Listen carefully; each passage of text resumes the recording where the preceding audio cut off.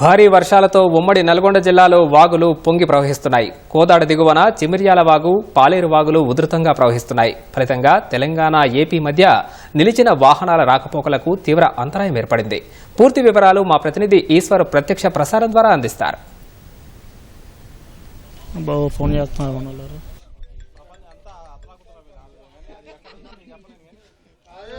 బంగాళాఖాతంలో ఏర్పడిన అల్పపీడనం కారణంగా రెండు తెలుగు రాష్ట్రాల్లో వర్ష బీభత్సం అయితే సృష్టిస్తుంది. ప్రధానంగా చూసుకున్నట్లయితే ఇటు గుంటూరు జిల్లా, కృష్ణా జిల్లా, అదేవిధంగా ఎన్టీఆర్ జిల్లా, అదేవిధంగా ఇటు సూర్యాపేట జిల్లా, నల్గొండ జిల్లా, యాదాద్రి భువనగిరి జిల్లా, ఖమ్మం జిల్లాలో అయితే వర్ష బీభత్సం అయితే 2 రోజుల నుంచి కూడా కొనసాగుతుంది. దీంతో లోతట్టు ప్రాంతాలన్నీ కూడా జలమయంగా మారిపోయాయని చెప్పుకోవచ్చు. ప్రస్తుతం మనం సూర్యాపేట జిల్లా కోదాడ శివారు నల్లబండగూడెం అంతర్రాష్ట్ర చెక్ వద్ద ఉన్నాము. ఇక్కడ రెండు రాష్ట్రాలకి కనెక్టివిటీ చేసేటువంటి జాతీయ రహదారి NH-65 పైన వరద ఉధృతి అయితే కొనసాగుతుంది. ప్రధానంగా పాలేరు వాగు ఉధృతంగా ప్రవహించడంతో ఇక్కడ అంతర్రాష్ట్ర చెక్ పోస్ట్ వద్ద అయితే సుమారు 2 గంటల పాటు నుంచి కూడా వరద ప్రవాహం కొనసాగుతుంది. దీంతో అటు ఏపీ నుంచి వచ్చే వాహనాలు, ఇటు తెలంగాణ నుంచి వచ్చే వాహనాలు మొత్తం కూడా ఆగిపోయాయి. సుమారు 6 కిలోమీటర్ల మేర అయితే ఇప్పటి వరకు కూడా ఈ వాహనాలు నిలిచిపోయాయి. మధ్యలో ఒక లారీ వరద ప్రవాహం అంచనా వేయకపోవడంతో మధ్యలో ఒక లారీ ఈ రోడ్డును దాటి విజయవాడ నుంచి హైదరాబాద్ ఈ రోడ్డు వైపు వచ్చే క్రమంలోనే ఆ లారీ మొత్తం కూడా ఆ నీటి ప్రవాహంలోనే స్టక్ అయిపోయి ఉంది. దీంతో ఇప్పుడు సహాయ చర్యలు కూడా చేపడుతున్నారు. అయితే ఇటు ఏపీ, తెలంగాణకు సంబంధించినటువంటి ప్రధాన రహదారి, జాతీయ రహదారి కావడంతో ఈ వాహనాలు మొత్తం నిలిచిపోవడంతో ఇటు ప్రయాణికులు అయితే తీవ్ర అవస్థలు పడుతున్నారు. సుమారు ఇప్పుడు హైదరాబాద్ నుంచి వచ్చేటువంటి 4 బస్సులు కూడా ఇక్కడే ఆగిపోయాయి. దీంతో అక్కడ ఆ బస్సులో ఉన్నటువంటి ప్రయాణికులు మొత్తం కూడా సుమారు 2 గంటల పాటు నుంచి కూడా ఆ బస్సులోనే ఉండి తీవ్ర అవస్థలు అయితే పడుతున్నారు.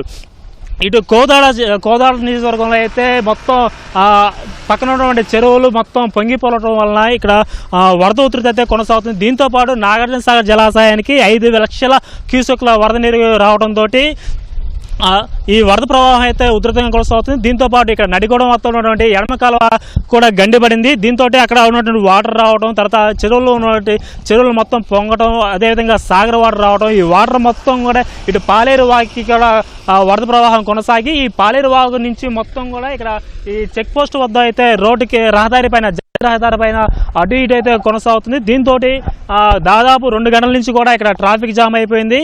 ఇక్కడికి పోలీస్ యంత్రాంగం అయితే భారీగా చేరుకుంది. ఇక్కడికి ఎవరిని రానియకుండా భారీ గేట్లు ఏర్పాటు చేసేసి ఇక్కడికి వచ్చినటువంటి వాహనదారులని, అదేవిధంగా పాదచారులను కూడా వెనక్కి పంపిస్తున్నారు. ఎక్కడికెక్కడ దారి మళ్లిస్తున్నారు. ప్రధానంగా చూసుకున్నట్లయితే హైదరాబాద్ నుంచి వచ్చే వెహికల్స్ మొత్తాన్ని కూడా నార్కెట్పల్లి, నల్గొండ, మిర్యాలగూడ, గుంటూరు, అటువైపుగా విజయవాడ పంపిస్తున్నారు. ఇదే విధంగా సూర్యాపేట వద్ద టేక్మట్ల నుంచి కూడా డైవర్షన్ ఇచ్చారు.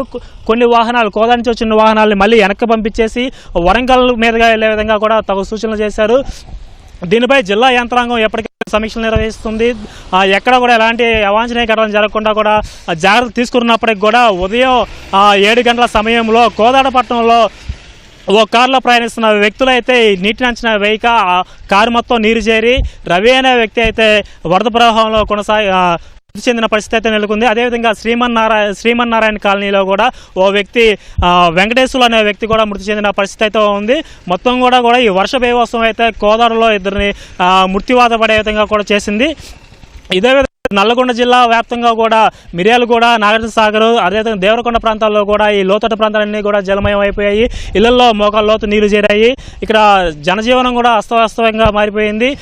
లోతట్టు ప్రాంతాలు మొత్తం కూడా జలమయం కావడంతో అధికారులు అయితే యుద్ధ ప్రాతిపదికన కూడా నీళ్లు మొత్తం కూడా పక్కకు తరలించే విధంగా కూడా కొన్ని ప్రాతిపదికన కొన్ని చర్యలు అయితే చేపట్టారు. ప్రస్తుతం అయితే ఈ జాతీయ రహదారి పైన అయితే ఇటు ఏపీ, తెలంగాణకు సంబంధించినటువంటి రాకపోకలు మొత్తం అయితే 2 గంటల నుంచి కూడా ఎక్కడికి ఆగిపోయాయి. దీంతో ఇటు వాహనాలు అయితే ఎక్కడికెక్కడ సుమారు 6 కిలోమీటర్ల మొత్తం కూడా నిలిచిపోయింది. భారీగా ట్రాఫిక్ జామ్ అయిందని కూడా చెప్పుకోవచ్చు. అదేవిధంగా ఇటు ఏపీ సరిహద్దు దాటిన తర్వాత గరికిపాడు ఫ్లైఓవర్ వద్ద కూడా అది ఈ వరద ప్రవాహానికి కొంత కోతకు గురై పరిస్థితి అయితే కూడా నెలకొంది. ఇదే ప్రవాహం కొనసాగినట్లయితే గరికిపాడు వద్ద ఉన్నటువంటి ఆ బ్రిడ్జి కూడా కోతకు గురయ్యి ప్రమాదానికి గురయ్యే అవకాశం కూడా ఉంది. దీనిపై ఇప్పటికే అధికారులు కూడా చర్యలు తీసుకుంటున్నారు. దీన్ని ఎలా చేస్తే బాగుంటుంది, వరద ప్రవాహాన్ని దీన్ని డైవర్షన్ చేయవచ్చా, ఈ పాలేరు వాగు నుంచి వచ్చే వాటర్ని మళ్లించవచ్చా అనే కోణంలో కూడా అధికారులు అయితే పలు అంశాలపైన కూడా చర్చిస్తున్నారు. ప్రస్తుతం అయితే వరద ప్రవాహం అయితే కొనసాగుతుంది. ఇటు రెండు తెలుగు రాష్ట్రాలకు సంబంధించినటువంటి రాకపోకలు మొత్తం కూడా ఈ నల్లబండ గుణవత్తం అయితే నిలిచిపోయిందని చెప్పుకోవచ్చు. ఇది ఇక్కడ ఉన్నటువంటి తాజా సమాచారం. Over to studio.